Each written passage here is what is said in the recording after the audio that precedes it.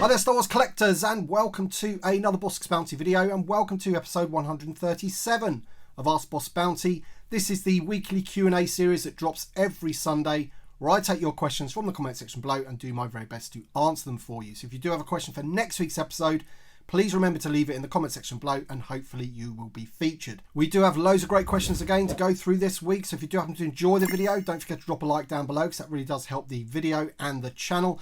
And also, if you haven't subscribed to the channel yet, hit that subscribe button for future Star Wars content. Now, before we get on to the questions, I do want to go through the details of the SDCC exclusive for the vintage collection. Now, this was revealed by In Demand Toys last night. Now, I'm not 100% sure if they were meant to do that or were allowed to do that. I do not know the ins and outs about that, but they were the only people to sort of put it out there. It wasn't on a live stream, it wasn't done by fan channels or anything. It's a retailer here in the UK and they just put the images out there on the internet, which is awesome for us to see. So I did just want to go through those images very quickly and give you my thoughts, because I didn't do a video about it last night because I was busy on a live stream with my Patreon supporters and channel members. We had a great time on that live stream, chatting away about all things Star Wars and the vintage collection. And I just want to say a big congratulations to Jason O'Toole, who won the graded Queel. This is the U90 graded Queel, and that will be making its way to you, Jason, so congratulations for that. If you did want to become a Patreon supporter or channel member, the links are in the description below, or you can hit the little join button there. We've got a Discord, we've got all sorts of things going on, early reviews, all that kind of stuff, and yeah, it's a great community to be in. So looking at the images of the SDCC, I think I have the high-res images here for you now. So it looks to me that it like slides out of a sleeve. It looks like a box, but I think it's a sleeve.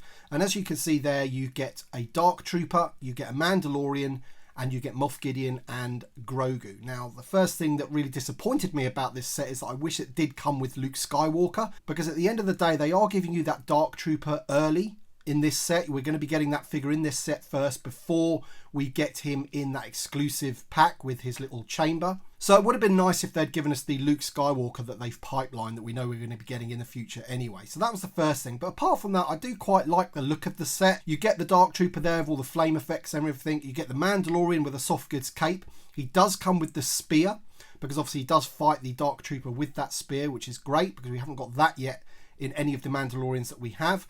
I believe this is going to be the newly sculpted Mandalorian, the one that was the Maldo Kreese Mandalorian, but without all of the snow effects. So he will have the rocker ankles. As I said, he will have soft goods and he will have the spear. It was hard to tell, but the Grogu figure looks potentially new in terms of a different head sculpt once again, but he does come with those mini binders, which is great. And also with Moff Gideon, it looks like he comes with a soft goods cape. So that'll be the difference between the one that came out in the main line on his own card. This one has the soft goods cape. All in all, it's a convention exclusive. It's not supposed to be something brand new or anything like that. It's always like retooled, repacked figures in this sort of thing. It's all about the presentation, really. Very much like the Emperor's Throne Room set that we got last year, but I think this one's a lot better. You're getting more in this set. And as I say, the best thing about it is that we're going to be getting that Dark Trooper early, because I think he was scheduled for 2023, and I'm pretty sure this set will land before then, so that's good. As I mentioned, the only thing, you know, if it just had Luke Skywalker instead of Moff Gideon, then this would have been a perfect set. And little Bossk said to me exactly the same thing when I showed it in this morning. I said, oh, this has been revealed. He said, oh, it's a shame it doesn't come with Luke Skywalker. But yeah, that's my thoughts on that set. So yeah, apologise I didn't make a video for that last night, but I was, you know, busy with my Patreon supporters and channel members on a live stream, which was awesome. So with all that being said, let's get on to the first question of this video. Crystal Dragon Skull says, a couple of questions for next week. With the new Din Djarin and Migs Mayfeld TVC Morak figures, Hasbro now has a lot of parts that could be retooled to create the solo movie Mud Troopers. Do you think they might do this? And another question, the Force Unleashed Commander that was revealed has the rocker ankles. However, the heavy assault Stormtrooper doesn't seem to have them in the images I've seen. Is this a mistake from Hasbro? So I can confirm that the heavy assault does have the rocker ankles. That review is on the channel if you want to see that video after this video.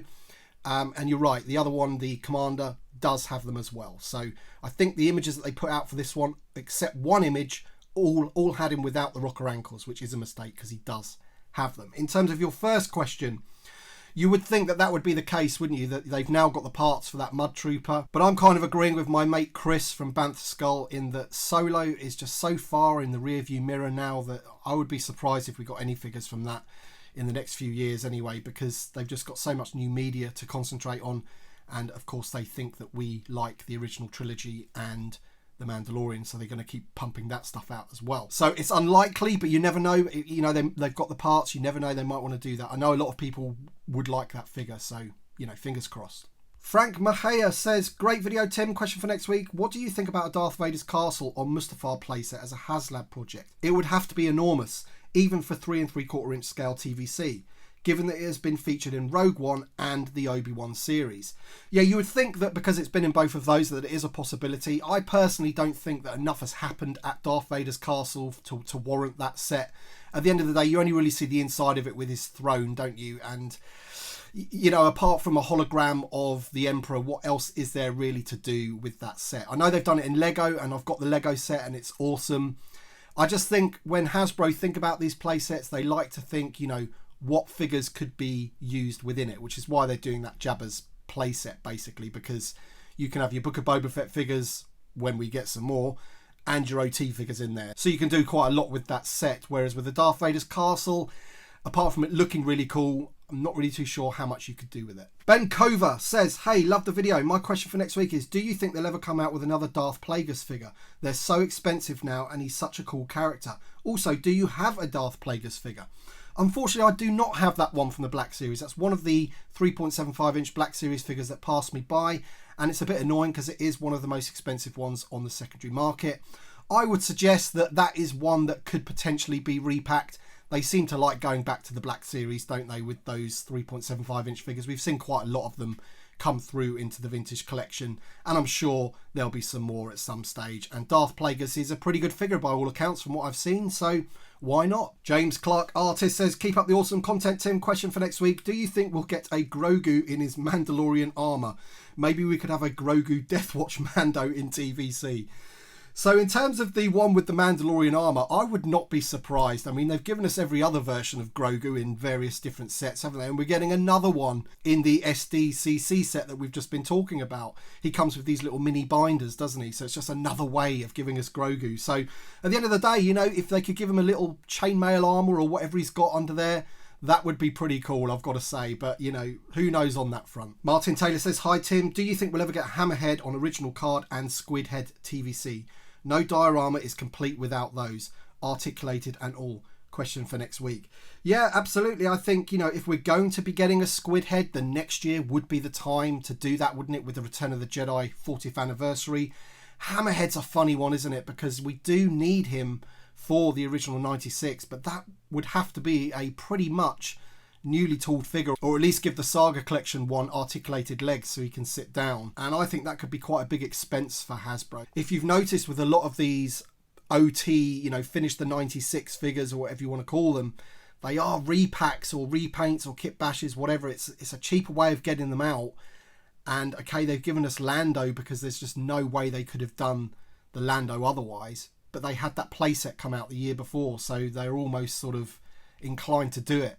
So I don't know, you know, Hammerhead is a difficult one. Squidhead, as I say, if we don't get him next year, then when are we going to get him? Rob Chewbacca says, good video, boss. Question, do you think Hasbro will try to time the Book of Boba Fett figures like Black Chrysanthemum with the release of the Jabba's Boba throne? I think that's probably a good shout. I mean, at the end of the day, when that thing's come out, I think they're probably going to want a few figures at least to be out in the line for that series. You would think so, wouldn't you? I mean, has Black Chrysanthemum even been pipelined yet? I can't even remember. But when you think of the Book of Boba Fett, there's only really a few characters that you could really see Hasbro doing, considering they don't really do these background characters for the vintage collection. So, you know, you can see Black Chrysanthemum, Cad Bane. They're the obvious ones, aren't they, for that series? We've already got Fennec Shand and Fett himself. So those two are the biggest ones missing for me. And yeah, it'd be great if they could time them to come out with that set, because it sort of, you know, lines everything up a little bit, doesn't it? Matt O says, sorry if this has been asked before, but you mentioned wanting a new C-3PO, which I agree with, but which previous OT versions of C-3PO do you like the best? I think the one that comes with the Ewok throne is pretty good. Yep, that for me at the moment is the best C-3PO that we have. It's this one here. Look how gold he is. I mean, he might be a little bit too gold, this one. I know it's a silly thing to say when the other one is so dull, but this one is super bright, very almost yellowy gold. I'm not too sure if he is that colour, but I definitely prefer this one to the one that we got in the vintage collection. He's articulated and he's just the right scale. That's the best thing about him. He's the right scale, whereas the other one is just, you know, about this high. Patreon supporter Adam Guggenheim says, always a highlight watching your videos. Question, what are you most proud of running your channel? And what do you think you still want to evolve? Love it all. Thanks as always. Well, thank you so much for the question, Adam, and the compliment. In terms of evolving the channel, I guess I always try and think up new ideas and series ideas and things like that. I try and get a mix of different guests on the live streams. I'm always sort of trying to think about what the audience wants, and I think that's definitely something a YouTuber, if you want to call me that, should do. They should always think about what the audience wants rather than what they want to do.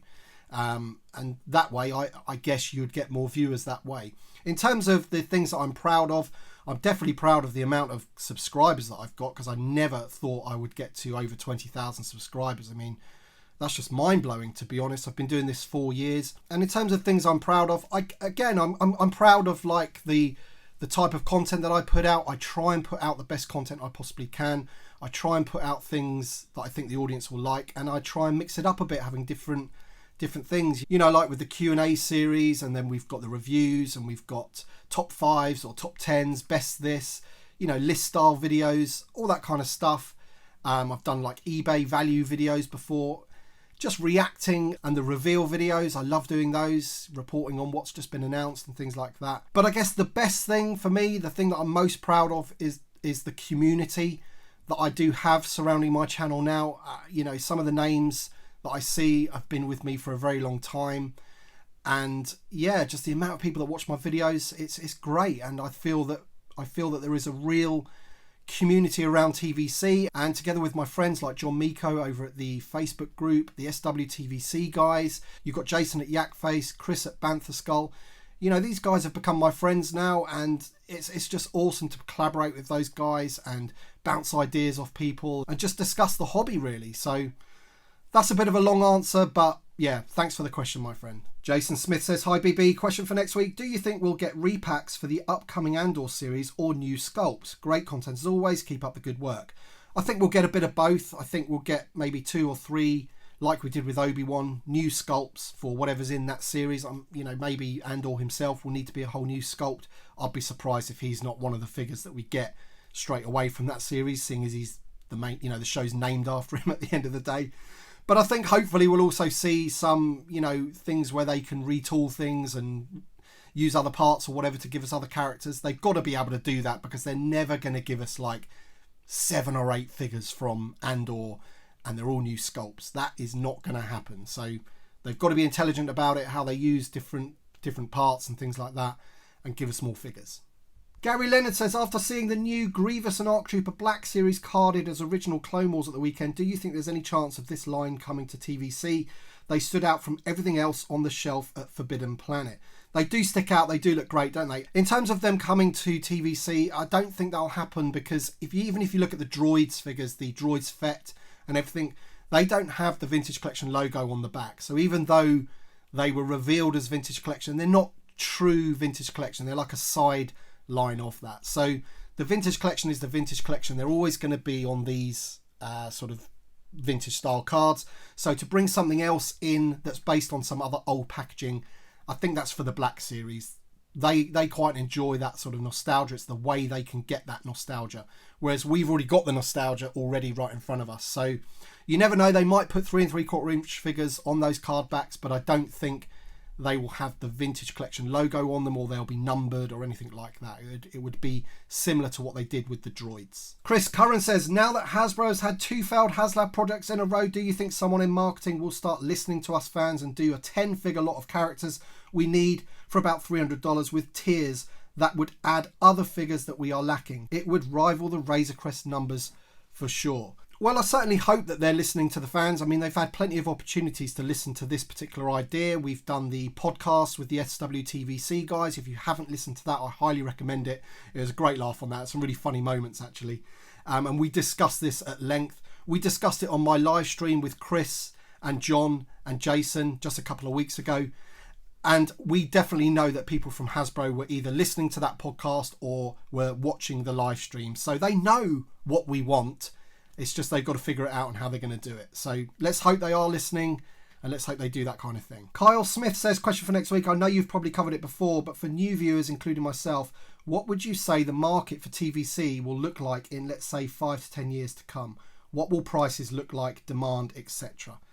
It's a difficult one to say because obviously it's almost like predicting the future, you know, and I wouldn't want to say, you know, buy this because it's going to be worth X amount of money in the future. But I think you just have to look at the line and think to yourself, right, okay, so for example, the Princess Leia slave outfit, they are never going to re-release this figure. I would put money on it that they will never re-release this figure. Disney will not do it. That's just my opinion. So to have this figure in great condition on an unpunched card, because they punch their cards now, or they do at the moment anyway, you know, that sort of thing will always hold its value and go up in value, and they're already proving to be quite expensive.